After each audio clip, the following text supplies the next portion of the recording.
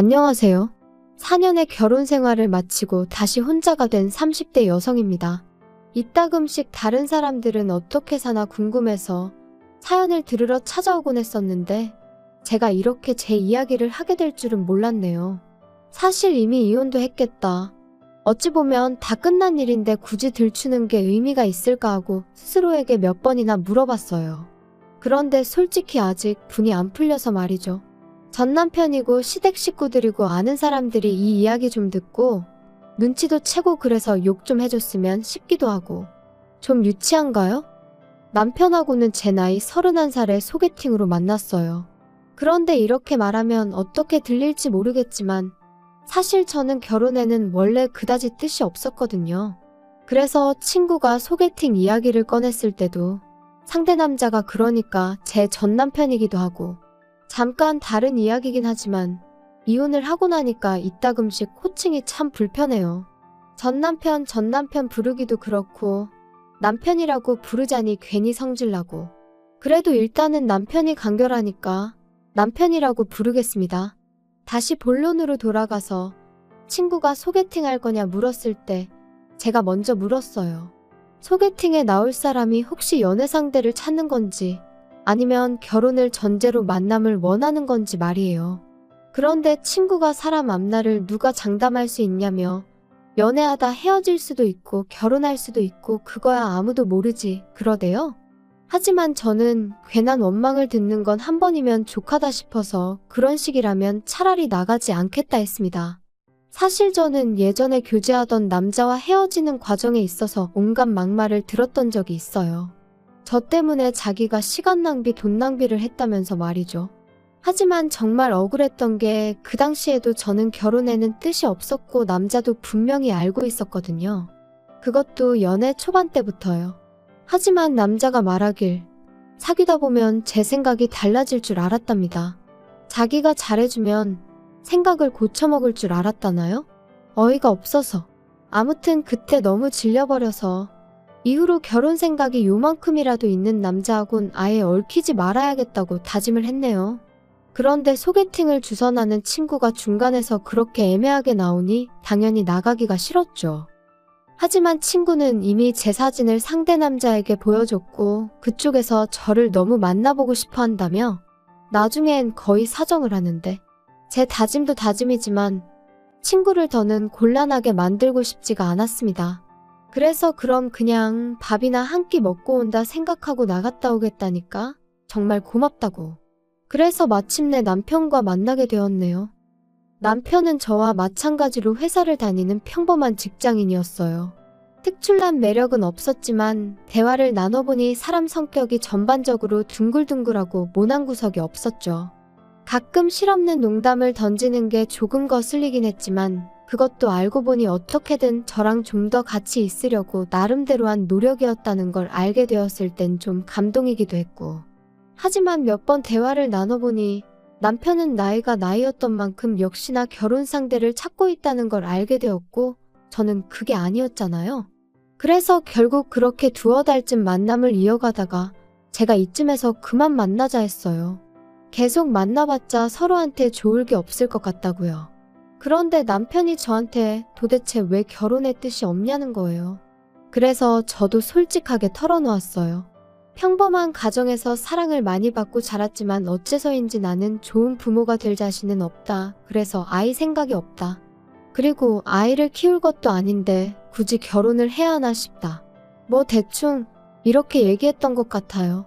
그런데 한참을 듣고 있던 남편이 자기도 솔직히 말하겠다더니 자기는 아이를 못 갖는답니다.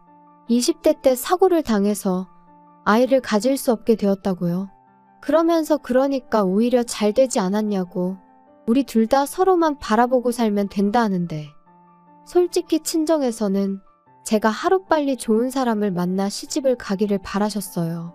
짐작컨대 저희 부모님도 일단 어떻게든 제가 시집부터 가서 살다 보면 마음이 바뀌지 않겠나 싶으셨던 거겠죠. 그리고 자식된 도리로서 죄송스러웠던 것도 사실이에요. 그러니 이런저런 상황을 고려해봤을 때 남편하고 결혼해도 괜찮겠다 싶대요. 친정부모님껜 죄송하지만 남편의 불임 문제는 나중에 천천히 말씀드릴 생각이었고요. 결혼 생각이 없었던 저였지만 막상 결혼을 하겠다고 마음을 먹으니 그래도 아예 아무것도 안 따질 수는 없더라고요. 특히나 일찍이 시집간 사촌 언니가 1년 만에 10kg 가까이 살이 빠질 만큼 시집살이로 마음고생하는 걸 듣고 봤던지라 나름대로 시댁에 대해서 최소한의 기준은 둘 수밖에 없었죠. 그리고 처음에 인사를 드리러 갔던 날 저더러 고맙다며 눈물을 흘리시는 걸 보고는 막연히 마음이 여리신 분들이구나. 그러니 좋은 분들일 거라고 생각하게 됐던 것 같아요. 물론 지금은 섣불리 판단했던 제 자신이 한심할 뿐이지만 아무튼 그리고 경제적인 부분은 저희 친정이랑 비슷했어요. 그래서 한동안은 여러 가지로 좋은 시댁을 만났다고 생각했습니다.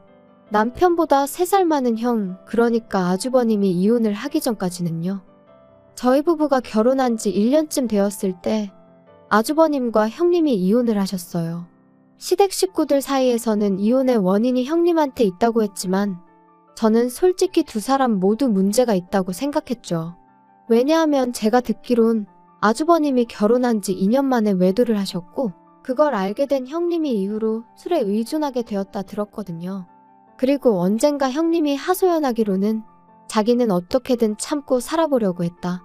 그런데 애아빠, 그러니까 아주버님이 자기를 여자로 봐주질 않더랍니다. 게다가 형님이 참고 살려는 이유는 시조카들 때문이었다는데 아주버님은 형님이 어디 가서 무슨 재주로 벌어먹고 살겠냐고, 그러니 막말로 지가 안 참으면 어쩔 거냔 식으로 걸핏하면 형님을 무시했나 봐요. 아무튼 부부 사이의 일은 결국 부부만 아는 일이라지만 결국 형님의 알코올 중독이 심해져서 아주버님이 양육권을 갖게 되고 그렇게 이혼을 하게 되었습니다. 그래도 초반에는 큰 문제는 없었어요. 아주버님이 시조카들을 데리고 시부모님과 함께 살기 시작했거든요. 그래서 평소에는 시부모님이 시조카들 양육을 도와주셨고 일 없는 주말에는 아주버님이 도맡아서 한다 들었죠. 그리고 저는 저대로 남들이 보통 조카들한테 하듯이 이따금씩 맛있는 거 사주고 어린이날이나 생일이면 선물 하나씩 사주는 정도만 했어요. 그런데 아주버님이 이혼한 지 한 2년쯤 되었을 무렵 만나는 여자분이 생기면서 그때부터 시조카들한테 좀 소홀해졌나 봐요. 그리고 그 부담이 저에게 올 줄은 꿈에도 몰랐네요. 결혼하고 제가 어머님한테 그래도 감사했던 건 그다지 먼 거리가 아니었음에도 불구하고 필요 이상으로 저를 부르신 적이 없으셨다는 거예요. 그런데 아주버님이 데이트를 시작하면서 주말에도 어머님이 시조카들을 보게 되는 상황이 잦아지셨고 어머님도 연세가 있으셨으니 시조카들, 그것도 5살, 7살 남자아이들을 혼자 보시는 게 쉽지는 않으셨을 테지요. 하지만 그래도 그렇지. 언젠가부터 하루가 멀다 하고 저를 부르기 시작하셨습니다. 퇴근했니? 뭐하니? 애들이 작은엄마 보고 싶다고 난리네. 그리고 저도 처음에는 그래. 어머님 말동무도 해드릴 겸 좀 도와드리고 오자고 좋은 마음으로 시댁에 들리곤 했었거든요. 거짓말이 아니라 평일에 한두 번, 주말에 한 번, 그렇게 한 3달 가까이를요. 그런데 저도 사람이다 보니 결국 지치더라고요. 특히나 하도 저녁만이라도 먹고 가라셔서 가면 아주버님이 귀가할 때까지 저를 못 가게 하셨는데 창살 없는 감옥이 바로 이런 건가 싶었죠. 그뿐만이 아니었습니다. 시조카들한테는 계속해서 작은엄마가 와서 너무 좋지? 작은엄마랑 같이 하니까 너무 좋지? 작은엄마랑 다음엔 어디 가자고 할까? 이게 겪어보지 않은 사람은 이해가 안 될 수도 있는데 정말이지 너무 부담스럽고 나중엔 그냥 뭐라고 표현을 할 수가 없어요. 말 그대로 정말 미치겠더라고요. 심지어 한 번은 새벽 2시인가? 큰애가 아프다면서 일을 어쩌면 좋으냐고 저한테 전화를 하셨습니다. 남편도 아니고 저한테 말이죠. 그래서 제가 아주버님은 어디 계시냐니까 아주버님은 애인이랑 캠핑 갔다고. 너무 열받아서 그 전화 그대로 남편한테 넘겼어요. 그랬더니 나중에 어머님이 말씀하시길 큰애가 그러더랍니다. 작은엄마랑 병원에 같이 가면 나을 것 같았다고요. 물론 저는 지금도 큰애가 그런 말을 했을 거라곤 믿지 않지만요. 아무튼 이러한 일들이 반복되고 저는 도무지 참을 수가 없었습니다. 그래서 남편에게 어머님한테든 아주버님한테든 확실히 이야기를 좀 해줘. 왜 자꾸 나한테 뭘 기대하시는지 모르겠네. 좀 이해 좀 해줘라. 어머니 입장에선 며느리라고 너 안 하니까 그렇지. 그리고 솔직히 한 가족인데 서로 좀 도와가며 지내야지. 어떻게 딱 선을 그냐? 게다가 생각을 좀 해봐. 형이 일단 그 여자랑 빨리 결혼을 해야 너도 우리 어머니도 자유의 몸이 되는 거야.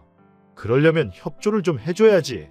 두 사람이 결혼해서 내가 자유의 몸이 되기 전에 화병으로 죽을 것 같다니까. 야, 무슨 말 같지도 않은 소리를 하냐 너는?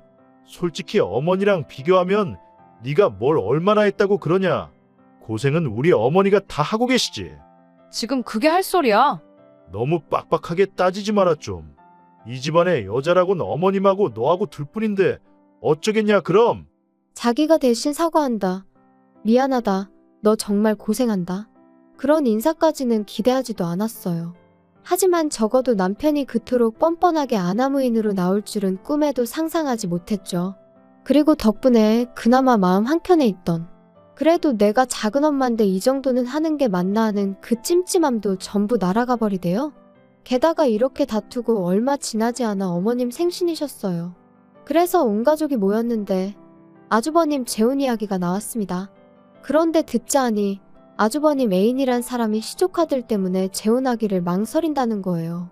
그쪽은 초혼이라서 부모 반대가 완강하다면서 말이에요. 그러니까 이번엔 어머님뿐만 아니라 아버님까지 저를 힐끗힐끗 바라보시면서 애들 거취 문제야 뭐 가족 간에 상의를 해서 차차 방법을 찾아보면 된다 하시는데, 아니 멀쩡히 애 아빠가 살아있는데 무슨 애들 거취 문제를 가족 간에 상의를 한다는 건지, 그리고 나는 왜 자꾸 쳐다보시는 건지 이래저래 너무 짜증이 나더라고요. 게다가 그 와중에 아주버님은 저랑 눈이 마주치니까 어이없게도 윙크를 하면서 재수씨 잘 좀 부탁해요 이러는데, 순간 욱해서 뭘 부탁하냐 했습니다. 부탁하지 마시라고. 궁금하지도 않고 알고 싶지도 않다면서요. 그리고는 도무지 끓어오르는 화를 참을 수가 없어서 뒤도 안 돌아보고 그냥 제 핸드백이랑 차키만 챙겨서 식당에서 나왔거든요. 그랬더니 남편이 쫓아나와서는 너는 좋은 날 꼭 이렇게까지 해야겠냐? 형 애인 쪽에선 당연히 꺼려지는 자리이고 어쨌든 우리가 지금 의리니까 어쩔 수 없잖아. 왜 우리가 의리야? 아주버님이나 의리지. 막말로 아주버님이 재혼을 하시던 못 하시던 나랑 무슨 상관인데 뭘 잘 부탁한다는 거야 도대체? 어머님 아버님도 그래. 왜 자꾸 나한테 눈치를 주셔? 그렇게 시조카들이 안쓰러우면 당신이 챙겨. 당신이 하면 되잖아. 작은 엄마보다는 작은 아빠가 더 가까운 거 아니야? 핏줄인데? 막말로 어머님이 시조카들 문제로 당신한테 한 번이라도 전화한 적 있으셔? 넌 뭐 그런 걸 지금 따지고 드냐? 진짜 사람 피곤하게 한다. 아무튼 우리 부모님한테 사과드리고 형한테도 미안하다고 해. 웃기고 있네. 사과를 받으면 받았지 내가 지금 하게 생겼니? 분명히 우리 두 사람 서로만 바라보고 살자 했고 그 약속 하나 믿고 한 결혼이었는데, 시간이 흐를수록 시부모님도 남편도 말도 안 되는 요구를 해대니 얼마나 스트레스를 받았는지 몰라요. 하지만 적어도 어머님 생신날 제가 보인 행동은 시댁 식구 모두에게 제 생각이 어떤지 분명히 보여주는 일이었다고 믿었습니다. 그러니 더는 시댁 식구들 중 그 누구도 저에게 시조카를 맡길 생각은 하지 못할 거라 생각했고요. 하지만 제 예상은 보기 좋게 빗나가 버렸어요. 오히려 서로 속내가 다 드러나서 그런가 아주 그냥 배째라는 식으로 나왔으니까요. 어머님 생신 이후로 한 달 정도 지났을 무렵이었습니다. 큰애에게 핸드폰이 생겼는지 언젠가부터 계속해서 큰애에게서 문자가 오더라고요. 그리고 그 내용은 대부분 작은엄마 뭐 하세요? 작은엄마 요즘 왜 안 오세요? 작은엄마 보고 싶어요. 그리고 저는 그 문자들이 전부 어머님이 시켜서 시조카가 보냈다 싶었기에 무시해버릴까 싶다가도 혹시나 일말의 가능성으로 시조카가 자진해서 보낸 거면 어쩌나 하는 생각에, 사실 이 모든 상황에서 시조카가 잘못한 건 없는데 괜히 애한테 상처를 주게 되면 안 되잖아요? 정말이지 문자 하나가 올 때마다 온종일 이런저런 생각과 고민으로 얼마나 마음이 갑갑했는지 몰라요. 그리고 정말 이렇게 살다간 내가 어떻게 될지도 모르겠다는 생각에 결국 시조카에게 앞으로 작은엄마에게 하고 싶은 이야기가 있으면 작은아빠한테 하라고 했네요. 그러면 작은아빠가 작은엄마한테 전해줄 거라면서 말이죠. 그런데 황당한 건 그 이후로 시조카가 남편에게 문자를 하는 일은 단 한 번도 없었습니다. 이것도 나중에 어머님 말씀으로는 시조카가 단단히 상처를 받아서 안 한 거라는데, 그 내막을 솔직히 누가 알겠어요? 제가 그것까지 배려할 수는 없는 노릇이었고요. 그리고 이제 정말 상황이 어느 정도 정리가 되었구나 싶었던 때였습니다. 3달 가까운 시간 동안 어머님은 저에게 오라가라 말씀하지 않으셨으니 저도 어느새 한결 홀가분한 마음으로 일상을 보내고 있었죠. 남편하고의 관계는 예전만 못했지만 적어도 부딪히는 일은 거의 없었고요. 그런데 평소처럼 야근을 하고 집에 도착해 현관을 여는데 저는 순간 제가 남의 집에 잘못 들어온 줄 알았어요. 왜냐면 현관에는 아이들 신발이 놓여 있었고 늦은 시간이었는데도 TV 소리가 흘러나오고 있었으니까요. 하지만 이내 저는 그 아이들이 바로 시조카들이라는 걸 알게 되었습니다. 황당해서 남편에게 이게 다 무슨 일이야? 쟤들이 여기 왜 와 있어? 어머니 허리디스크가 터져서 이제 쟤들 못 보신대. 정말이야? 그럼 일단 병원부터 모시고 가봐야 되는 거 아니야? 아, 뭐 병원은 알아서 가시겠다니까 신경 쓸 거 없고. 걱정이네. 아니 근데 그렇다고 해도 왜 쟤들이 우리 집에 있어? 아직 그 집에 아버님도 계시고 아주버님도 있잖아. 남자 둘이서 쟤들을 무슨 수로 보냐? 아니 아주버님이 애 아빠인데 왜 애들을 못 봐? 그리고 당장 주말 지나면 당신도 나도 출근해야 되는데 우리 집에서 쟤들을 누가 본다고 데려왔냐고. 그래서 말인데 회사에 휴가 좀 내. 누군가 한 명은 쟤들 봐줘야지. 그럼 당신이 내던가. 억지 좀 쓰지 마라. 너가 봐야지 내가 쟤들을 어떻게 보냐. 야, 그리고 왜 작은엄마라고 부르겠냐? 엄마 없으면 대신 엄마 역할을 하라고 작은엄마인 거야. 엄마 소리 듣는 게 뭐 아무런 이유 없이 듣는 건 줄 알았어? 당신 뭐 잘못 먹었어? 아까부터 왜 이렇게 헛소리를 해대? 작은엄마가 무슨 엄마 소리야, 엄마 소리는?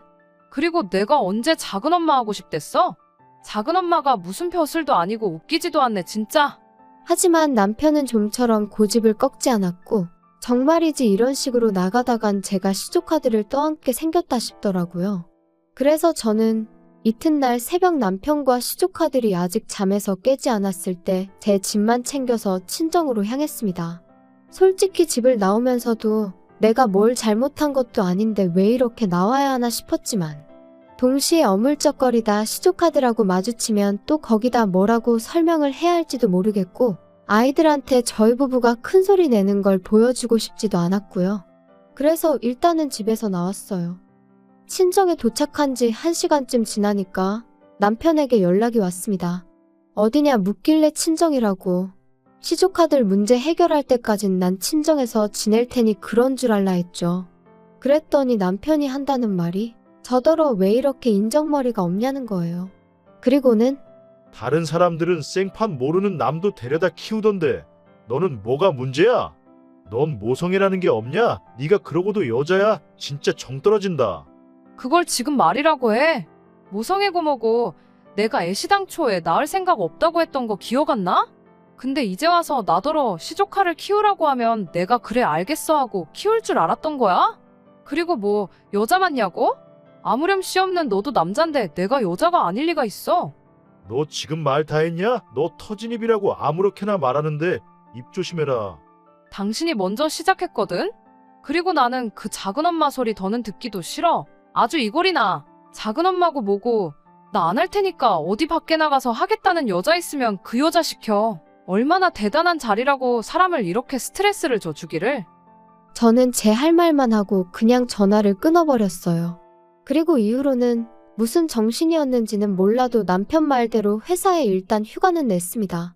다만 그리고 나서 유명하다는 이혼 전문 변호사들 몇몇을 만나 상담도 받고 나름대로 전략도 세워보고 누가 그러더라고요. 일단 시어머니 허리가 났을 때까지만이라도 좀 봐줄 수 있었던 거 아니냐고. 근데 그게 그 상황에 처해보지 않은 사람이면 모를 거예요. 시부모님도 아주버님도 그 애인이란 여자한테는 아주 절절매지. 그러니까 그 여자는 자기가 뭐나 되는 거 마냥 저한테 이래라 저래라 해대지.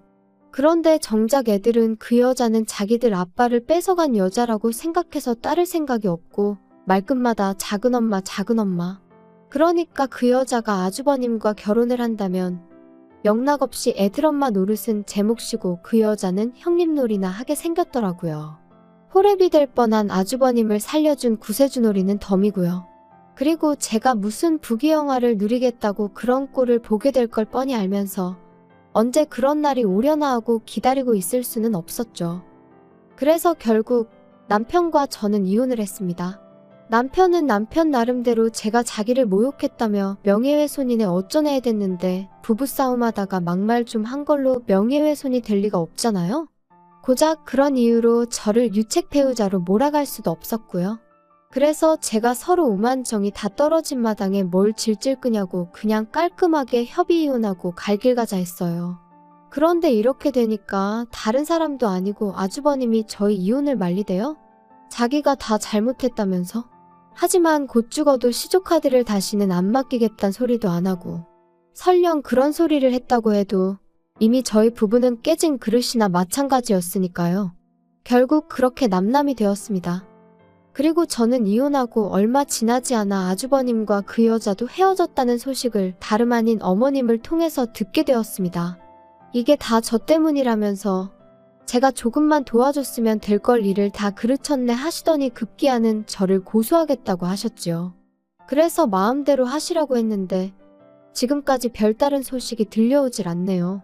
종이 쪼가리 하나 날라온 것도 없고요. 솔직히 아주 가끔 시조카들 생각이 날 때가 있어요. 그래도 작은엄마 하면서 따르던 걸 생각하면 내가 좀 참을 걸 그랬나 싶기도 하고 아직 제가 매운맛을 덜 봐서 그런 걸까요? 그냥 왜 어른들 때문에 애들이 저렇게 힘든 시간을 겪어야 하나 싶은 게 아무쪼록 아주버님이 그놈의 사랑 타령은 잠시 접어두고 아이들을 먼저 좀 챙기셨으면 좋겠네요.